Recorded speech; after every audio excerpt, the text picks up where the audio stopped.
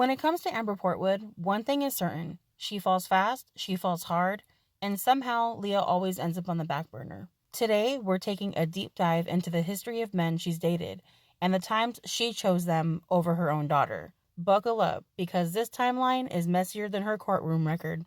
The OG teen mom couple, Amber and Gary, were chaotic from the jump. On again, off again.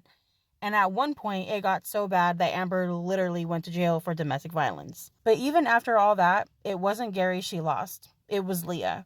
While Gary stepped up as a full-time dad, Amber was off struggling with her demons. But remember, Leah was the one who was supposed to help her with depression, right? Next up, we have Matt Byer, aka the professional liar. This man was in his 40s, sliding into DMs of teen mom girls, and Amber. She fell for it, hard.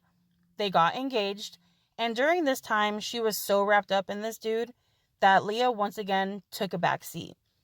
And let's not forget when Matt failed a lie detector test about cheating, and instead of focusing on her daughter, Amber was out here depressed over their breakup.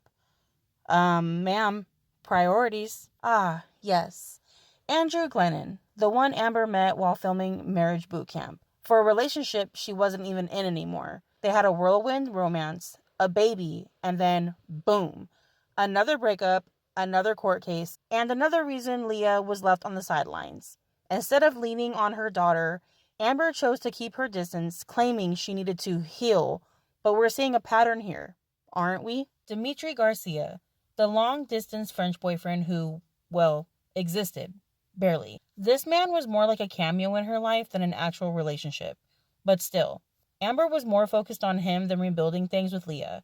At this point, Leah was out here living her best life with Christina and Gary, while Amber was busy entertaining Zoom relationships.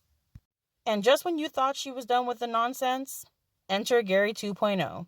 No, not Leah's dad, but a whole new Gary. Gary Waite. Now, this wasn't just any relationship. This man proposed to Amber. And instead of taking time to process it, they ran straight to Leah, Gary, and Christina the very next day to share the news. But plot twist. 2 weeks later, Gary Waite was MIA. Vanished. Poof. Gone. Like, sir, where did you go? 1 minute they're engaged, the next he's a missing person. If that's not peak Amber Portwood relationship drama, I don't know what is. Now, in 2025, we have a new mystery man in the mix. Let's call him the Mountain Man. Amber says she's doing things differently this time, but plot twist, she's already let him sleep over. So, exactly what's different?